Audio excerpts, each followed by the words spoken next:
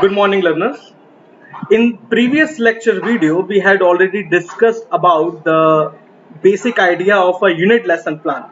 Unit plan, which is the plan which we had made for the comprise study of the teaching learning process and how we are going to teach our complete unit and how we can deliver the unit content to the student. So that comprise method is called unit plan.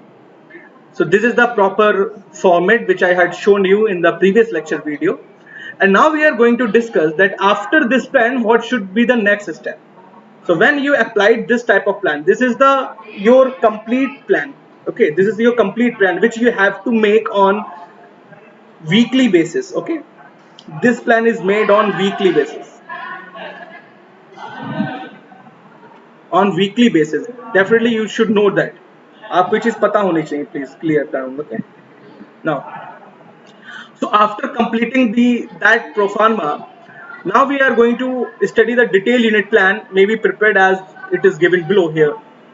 So as you can see that there is a table 12.3 example of detailed unit plan is going to be here.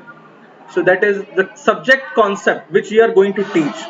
Learning objectives, that what are the objectives you had set for the students, that after completion of this particular subject, what type of thing they are going to teach, what of the thing what they are going to learn, what are the things what they had gained through when the lecture is already completed.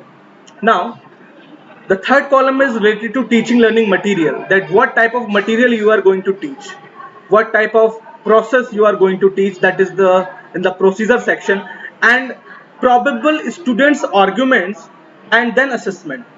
This thing is quite relativistic to the real life teaching, that is students arguments, because when you do the live teaching in the classroom, it is most probable that a student can ask different type of questions to you, and these questions are somehow related to the arguments with the teachers, and you should take these arguments in a positive manner, because it is the first time when you are teaching the students of that particular subject, that particular topic.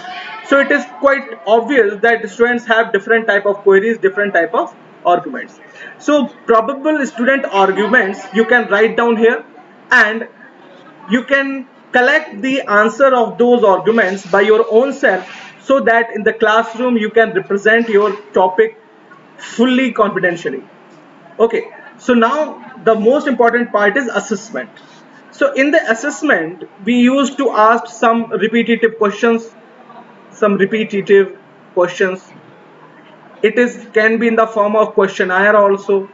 It may be in the form of oral answers type questions, and there are so many other methods which you can use in the classroom for taking the assessment of the students. So this is the next step pro forma for the unit lesson plan, or we can say a particular subject topic or a subtopic of any unit. So now I'm going to show you a basic structure of an example of a plan, so that you can get the idea that how we are going to make a lesson plan, how we should organize our activities in the classroom. Okay, so here is a basic idea of a plan. You see here I have made a plan for you of subject physics. Here is a subject physics I had made for you, and time required for the periods. Suppose it is required of topic is electrostatics, I had written over here, and the time required, what is the your need, you can write down here easily. Now it is the most the purpose of this plan is to show you that how we can segregate our steps, how we can segregate our procedure to give the proper knowledge of the particular subject to the students. So if you go on over here, that here's an overview. So that example of a unit plan is here, the concept involved in the unit. So concept in the involved in the unit means that in electrostatics, what are the concepts which you are going to teach the students. So as you know that rubbing two non-conducting objects can produce static electricity. So two type of charges, positive and negative charged bodies, may repel or attract each other depending on nature of charge they possess. So ये concept हमको आज students को बतानी है. For example, this is the concept for today, which we are going to teach the students. Now, what are the previous experience of the learner? What is the previous experience of the learner? That the plastic comb rubbed with dry hair can attract small pieces of the paper. This type of experiment student had already done in the classroom. Students are used to done the scale and paper experiment when the a scale, a metallic scale or a plastic ruler which is rubbed in a dry hair, and when we kept in contact with the small paper pieces, then that paper piece is attracted to the that ruler, that scale. So this is the experiment which we had know that students had already done in the classroom. So this is their previous knowledge part. So what should have to do?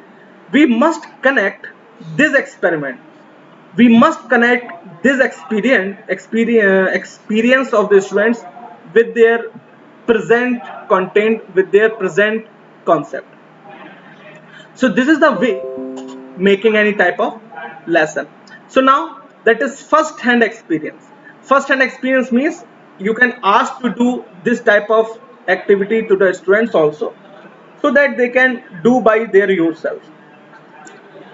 So rubbing different objects and testing for electric charge, dancing paper dolls activity showing attraction and repulsion between two charged balloons, attraction of unlike charges and repulsion of like charges. So these are the first hand experience which we have to tell the students, and we can perform the activities based on that. So now, after this whole concept which you are going to do in the classroom, and if you suppose you completely deliver your lecture, so now what is next? So next is to explain more about the electrostatic activities, powerpoints, videos and presentation. So here we are taking some examples, that is gold leaf electroscope experiment, thunder lightning experiment, and making an improvised aluminum foil electroscope, making chart model showing safety in thunderstorm. So these are the basic project activities and video lessons we can teach to the students, and we can ask them to do so. So this is the basic lesson plan I showed you. So this is a unit can be planned in different manner, and there should be flexibility in the way of its planning. So as you can see in this lesson plan, that I used the concept which I going to teach in the classroom. I used some previous knowledge which is related to this concept. I used some first hand experience and activities which I going to conduct in the classroom, and some literature resources, some video audio resources for these experiments and activities. So this is a basic fundamental lesson plan, which you have to make for any type of teaching learning process if you are going to teach in the classroom. Okay, so here are some activities I am going to show you. There are some exemplar activities. You can take the screenshot of these activities, and you have to perform these activities with your students also. So I think that in this video we had already covered up the reflective planning, unit planning, and how to lesson plan should be made. A pro forma of a lesson plan I had already showed you.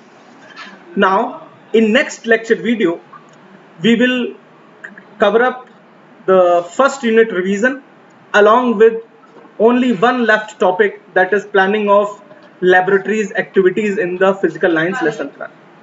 So in next video lecture we will cover up this whole unit with revision and that remaining topic. So I hope that this particular unit is quite understandable by you.